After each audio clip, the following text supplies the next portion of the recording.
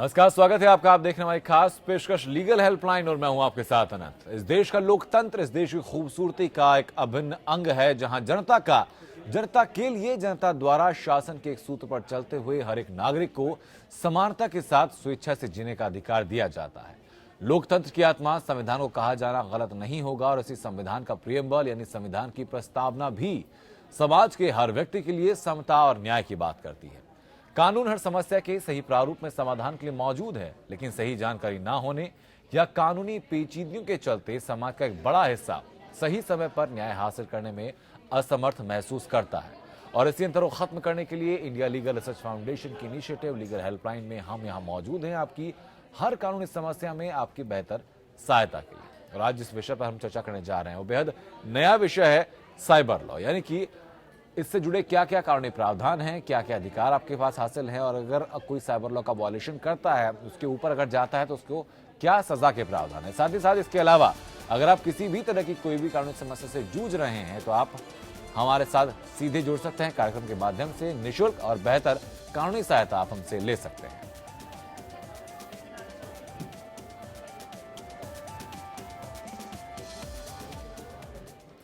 और आज हमारे साथ स्टूडियो में मौजूद हैं एडवोकेट ऑन रिकॉर्ड शरद सिंघानिया जी। शरद जी, बहुत बहुत स्वागत है आपका।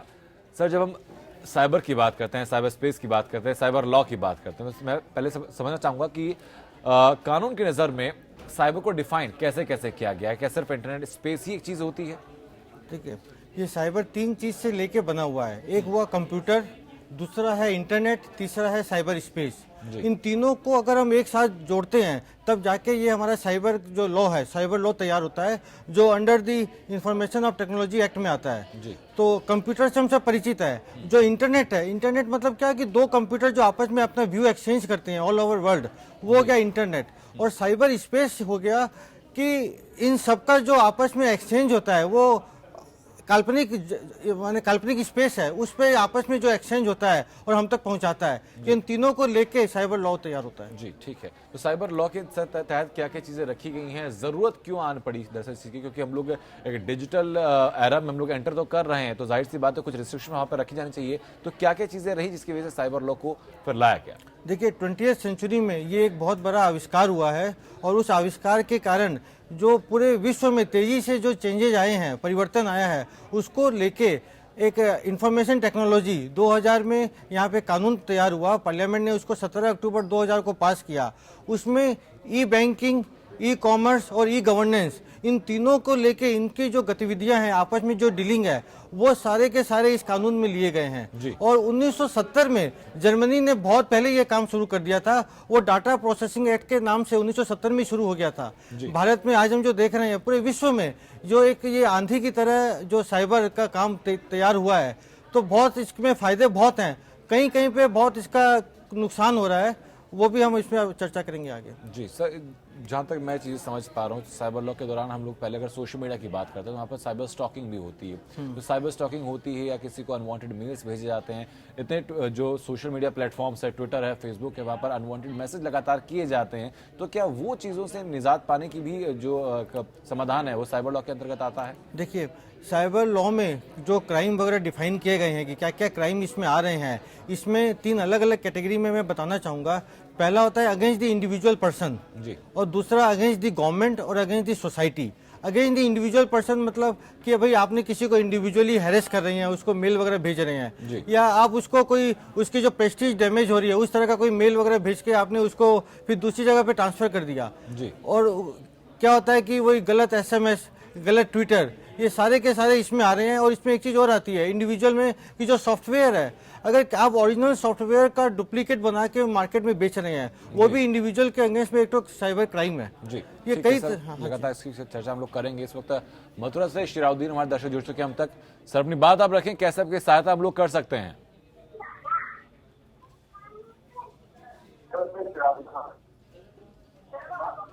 शिराउद्दीन, अब तक आवाज पहुंच रही है हमारी? हाँ जी सर, बोलिए। जी सर, अपनी बात आप रखें, कैसे आपकी सहायता हम लोग कर सकते हैं?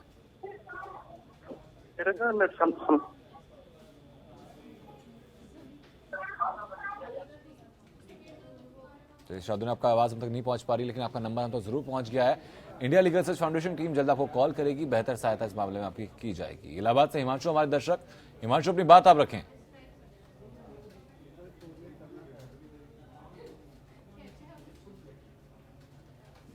चलिए हिमांशु, आपका नंबर हम तक पहुंच गया है। सर, जो आपने बात की थी कि जो डुप्लीकेट सॉफ्टवेयर अगर हम लोग इस्तेमाल करते हैं तो उसको भी इसके अंतर्गत रखा जाता है। अगर कोई कंपनी कोई सॉफ्टवेयर डेवलप करती है और डुप्लीकेट सॉफ्टवेयर उसका मार्केट में उसको मिलता है, तो कैसे फिर वो इस चीज़ में आगे बढ़ सकती है अगर केस करने के लिए? उसमें जैसे ही हमें उस कंपनी के नॉलेज में आता है कि वो डुप्लीकेट सॉफ्टवेयर मार्केट में उसकी लेन देन हो रहा है, परचेज सेल हो रहा है, वो तुरंत उस पर एक्शन लेके कोर्ट से ऑर्डर लेगी कि जो मेरा सॉफ्टवेयर है, मेरा इस पर ट्रेडमार्क है, पेटेंट राइट है, और इसको मार्केट में रोकने के लिए कोर्ट से उसको इंजेक्शन ऑर्डर लेना पड़ेगा।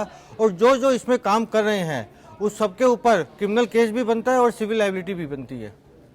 ठीक है सर, हम लोग बल्क मैसेजेस, बल्क ईमेलिंग, हम लोग आजकल ये ट्रेंड हो चुका है मार्केटिंग का, तो कई दफ़ा जो बल्क ईमेल्स हमारे पास आते हैं उसमें नीचे अनसब्सक्राइब का बटन भी होता है, एक लिंक भी होता है, उसके बावजूद भी लगातार ईमेल्स आप आते रहते हैं। तो क्या कोई ऐसा प्रावधान है इसके तहत कि अगर जो लोग बल्क मार्केटिंग करते हैं हमारी इच्छा के विरुद्ध, हम ईमेल रिसीव ना करना चाहते हो, अगर वो आते हैं तो हमारे लिए जंक लगातार बढ़ता है, उसके भी क्या हम कंप्लेन कर सकते हैं साइबर लॉ के अगेंस्ट? साइबर लॉ में आप कंप्लेन भी कर सकते हैं, और जो अनवांटेड मेल्स है उसको तो कभी भी ओपन नहीं करना चाहिए। आपको खुद को पता लग जाएगा कि जैसे कितनी बार उसमें रहता है कि आपके इतने रुपए का इनाम निकला, इतना रुपए की लॉटरी निकल गई, या फिर वो बैंक के अननेसेसरी जो मेल आते हैं, आप उसको कितनी बार क्रॉस चेक करोगे तो ये गलत मेल आए हुए हैं, और उस पर आप कभी भी ना रिप्लाई दो, ना अपनी कोई पर्सनल इंफॉर्मेशन वगैरह आप उसको भेजो उस पर। इस तरह के जो मेल वगैरह आते हैं उस पर हमको खुद को सचेत रहना पड़ेगा।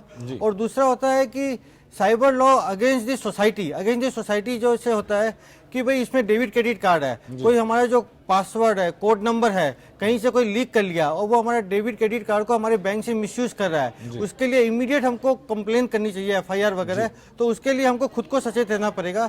और जो हम अपना कोड नंबर भी रखते हैं उसको भी अल्फाबेट और नंबरिकल दोनों में रखना चाहिए, और टाइम टू टाइम उसको चेंज करना चाहिए। तो खुद हमारी सावधानी के कारण भी हम बच सकते हैं। सतर्कताएं हैं जो बरतने हम लोगों को होंगी। इस वक्त लखीमपुर से हमारे दर्शक जुड़ चुके हैं हम तक। सर, अपनी बात आप रखें, कैसे आपकी सहायता हम लोग कर सकते हैं? हेलो जी सर। जी सर, मैं एक जानकारी चाहता हूँ कि जिस आदमी ने मेरे को चेक दी है तो उसने अपने साइन मैच करके जो अकाउंट नंबर में साइन है वो साइन। आपकी दरअसल आवाज हम तो बहुत साफ नहीं पहुंच पा रही है। आपका नंबर हम तक पहुंच गया है, हमारी टीम को जल्द कांटेक्ट करेगी, बेहतर सहायता की जाएगी। आज का विषय हम एक बार फिर दोहरा देते हैं। हम आज बात कर रहे हैं साइबर क्राइम से जुड़ी कानूनी प्रावधानों की। इसके अलावा अगर आप कोई और जानकारी भी चाहते हैं तो सीधा हम तो जुड़ सकते हैं। स्क्रीन पर नंबर आपको लगातार फ्लैश हो रहे हैं, इन नंबर्स पर कॉल करके आप सीधा हम तो जुड़ सकते हैं और बेहतर और निःशुल्क कानूनी सहायता हमारे साथ आप ले सकते हैं। शरद जी लगातार हमारे साथ बने हुए हैं। सर, और क्या क्या चीज़ें हैं जो कि प्रोटेक्शन के तौर पर हम लोग को ध्यान रखनी चाहिए अगर कोई भी साइबर स्पेस हम लोग यूज़ करते हैं, चाहे वो भले ही कोई सोशल नेटवर्किंग साइट हो या फिर हमारी ई बैंकिंग हो? देखिए, अपना जो कोड नंबर है वो हमको बराबर ध्यान रख के उसको टाइम टू टाइम चेंज करना चाहिए, और उसमें अल्फ़ाबेट नंबरिकल जैसे मैंने पहले भी बताया। और उसको हमारे पास कोई भी कहीं से भी इंक्वायरी आती हो कि आप अपना पासवर्ड वगैरह हमको दो, हमको उसको लीक नहीं करने देना है, क्योंकि मेल पे जो भी मैसेज आ रहे हैं हमको डायरेक्ट बैंक से जाके बैंक से बात करनी चाहिए जी। और दूसरे हमारे कोई भी जो फोटोग्राफ्स वगैरह हैं वो हम जो स्ट्रेंजर मेल्स है उस पर हम नहीं भेजें, या फेसबुक वगैरह पे जो स्ट्रेंजर हैं अपने फोटोग्राफ या पर्सनल इन्फॉर्मेशन वगैरह हम उसमें बहुत सावधानी बरतें। और आजकल जैसे देखने में भी आ रहा है, जो आपने फोटोग्राफ का जिक्र सर किया, हम अक्सर देखते हैं कि फोटोग्राफ्स को मॉफ्ट कर दिया जाता है, सॉफ्टवेयर का यूज़ करके उनको आपत्तिजनक फोटोग्राफ बना दिया जाता है। तो अगर किसी इंडिविजुअल के साथ ऐसी चीज़ें सामने आती हैं तो कंप्लेंट कहाँ करे, कैसे करे? इसमें क्रिमिनल केस में सबसे पहले क्या होता है कि अगर साइबर ये क्रिमिनल लॉ में आता है तो आपको सबसे पहले FIR करनी पड़ेगी, और वो FIR के बेसिस पे वो सेशंस कोर्ट में मैटर जाएगा। सेशन कोर्ट में समन इशू होगा, जिसको आप पार्टी बनाएंगे, या यहाँ पे जो इन्वॉल्व है, चाहे वो बैंक के ऑफिसर्स हैं, चाहे वो अलग जो भी आपको लगता है कि ये ग्रुप इसमें इन्वॉल्व है, इसमें काम कर रहा है, उसको क्रिमिनल प्रोसीड्योर की तरह आपको उसे अडॉप्ट करना पड़ेगा। और जो सिविल सिस्टम है, सिविल में अलग प्रोसीड्योर है जहाँ पे आपको हर्जाना लेना है कि मेरी प्रेस्टीज डैमेज किया, मेरी जो गलत मेल दे के दूसरी तरफ से मेरे को डाइवर्ट कर दिया, या मेरे गलत मेल को उसने अलग अलग दिया। उसमें क्या होता है कि हर एक राज्य में अभी जो एक एडजुडिकेटिंग ऑफिसर होते हैं उनको इंफॉर्मेशन टेक्नोलॉजी एक्ट का सेक्रेटरी माना गया है। सबसे पहले सारी कंप्लेन उन पे जाती है, और उनके बाद उनका जो भी निर्णय होता है वहाँ पे साइबर ट्रिब्यूनल है, उस पर हम उसको चैलेंज कर सकते हैं और साइबर ट्रिब्यूनल का जो ऑर्डर होगा उसको हाई कोर्ट में चैलेंज कर सकते हैं। तो सिविल रेमेडी और क्रिमिनल रेमेडी दोनों साइबर क्राइम में अलग अलग बताई गई है। ठीक है, जब हम लोग ई बैंकिंग का इस्तेमाल करते हैं तो कई दफ़ा उसमें फ्रॉडरी के केस भी सामने आते हैं, फ्रॉड के केस भी सामने आते हैं। अगर ऐसी कोई चीज़ें सामने आती हैं कि भाई आपका अमाउंट आपका ट्रांसफ़र हो गया, फिर आपके पैसे ऑटोमेटिक चले गए, डेबिट कार्ड से लोग डुप्लीकेट डेबिट कार्ड बनाकर चीज़ें कर लेते हैं, तो वो मेरे ख्याल से इसी के अंतर्गत आएगा। तो इन चीज़ों से कैसे निपटा जा सकता है, क्योंकि बैंक उसके लिए लायबल खुद को मानने से इनकार कर देता है। आप एक चीज देखिएगा, जो भी आपका डेबिट या क्रेडिट आपका बैंक का ट्रांजैक्शन होता है, आप तुरंत उसको देखेंगे, आपके ईमेल पे इंस्ट्रक्शंस आते हैं कि तुरंत आप 24 घंटे में बैंक को खबर कीजिए। और ये हर बैंक वाले में ये लिखा रहता है कि जो भी आपका प्लस माइनस अगर आपकी इच्छा के विरुद्ध हुआ है, आप 24 घंटे के भीतर बैंक को बताइए, बैंक इसमें तुरंत एक्शन लेगा। तो हमको उस मामले में सचेत रहना चाहिए, चाहे वो हमारे SMS में इंटीमेशन आती हो, चाहे मेल पे आती हो। तो वो डेबिट क्रेडिट जो भी है प्लस माइनस, वो हमको तुरंत बैंक को बताना पड़ेगा। और बैंक अगर ये कहता है कि नहीं ये किसी थर्ड पर्सन ने आपके लिए किया है, तो सबसे पहले हमको जाके FIR लॉन्च करनी पड़ेगी। ठीक है सर, FIR तो हम लॉन्च करेंगे, लेकिन जो विक्टिम होता है, जो कि पीड़ित होता है उस चीज़ से, उसका पैसा तो चला गया, अब उसके फिर रिइंबर्समेंट कैसे होगी? उसके रिइंबर्समेंट के लिए उसको आपको सबसे पहले तो आपको क्रिमिनल में ही जाना पड़ेगा, और बाद में वो अगर उसमें आपको लगता है कि बैंक भी दोषी है, तो बैंक से आपको उसका कंपनसेशन के लिए हट जाने के लिए बैंक के अगेंस्ट में आपको civil matter recovery of that amount वो सूट डालना पड़ेगा, जो मैंने अभी बताया जैसे, जिसको सेक्रेटरी, फिर साइबर लॉ, फिर हाई कोर्ट, इस तरह वो जाएगा। ठीक है, तो सर क्या हमारे पास कोई स्पेशल डिपार्टमेंट गठित है साइबर स्पेस की सुरक्षा के लिए, या फिर जैसे जो ऐसे अपराध होते हैं इनकी इन्वेस्टिगेशन के लिए कहाँ हम लोग ट्रिब्यूनल कहाँ होता है उसके लिए अप्रोच? ये हर एक राज्य में एक एक ट्रिब्यूनल स्थापित किया हुआ है, और सेक्रेटरी के बाद वो मैटर ट्रिब्यूनल देखेगा, और वो ट्रिब्यूनल इसी मैटर को लेके देखेगा कि कहाँ पे बदमाशी हुई है, कहाँ पे जो इंफॉर्मेशन टेक्नोलॉजी एक्ट ने जो प्रोविजन दिए हैं उस प्रोविजन पे कहाँ उल्लंघन हुआ है। जैसे मैंने अभी आपको बताया, एक फोटोग्राफ्स है, अभी कुछ दिन पहले की घटना थी कि जैसे घर में बच्चे का फोटोग्राफ लोग फेसबुक में दे दिए, और उस जो एंटी सोशल ग्रुप था उसने वो बच्चे को टारगेट करके वहां से उस पर पूरी डिटेल्स दी हुई थी, बच्चा कहाँ पढ़ता है क्या है, और उसने वहां से बच्चे को वहां से किडनैप कर लिया। तो ये इस तरह के मैसेज से हमको बचना चाहिए। लिमिटेड इन्फॉर्मेशन जो जरूरत नहीं है वो हमको उसमें नहीं डालनी चाहिए। ठीक है सर, फेसबुक की जो आपने बात की अभी, फेसबुक हम लोग देखते हैं कि कई दफ़ा किसी पर्सनालिटी का फेक अकाउंट भी बना दिया जाता है, फिर उन्हीं की फोटोग्राफ यूज़ करके उसको आगे कंटिन्यू किया जाता है, जिसमें कि कई दफ़ा कुछ अनर्गल बातें भी लिखी जाती हैं। तो ऐसी स्थितियों में क्या वो व्यक्ति कुछ इस दिशा में कोई चीज़ें आगे लॉन्च कर सकता है, कोई कंप्लेंट कर सकता है, और कर सकता है तो कैसे? क्या वही प्रोसीजर उसके लिए भी रहेगा? बिल्कुल वही प्रोसीजर उसके लिए भी है। जिसमें आप बोलते हैं कि जैसे उसका अकाउंट को हैकिंग कर लिया, तो उसमें क्या होता है कि उसको हैकिंग के बाद उसने अपने हिसाब से उसको यूज किया, तो ये क्लियर ये प्रोविजन दिया हुआ है। और इसमें जो अपना क्रिमिनल लॉ है, क्रिमिनल लॉ में आप उसको FIR करके और उसमें हट जाने का भी है। जैसे इसमें अभी गवर्नमेंट की जो बॉडी है, गवर्नमेंट कॉर्पोरेट बॉडी में जैसे बैंक हो गए या बड़े बड़े इंस्टीट्यूट हो गए, अगर उनका कोई डॉक्यूमेंट में टेम्परिंग हो गया और उससे जो इंडिविजुअल पर्सन के इफेक्ट आता है, तो उसमें जो पेनल्टी दी गई है वो पेनल्टी 1 करोड़ तक की है कि अगर गवर्नमेंट बॉडी की तरफ से कुछ नेग्लिजेंसी हुई है।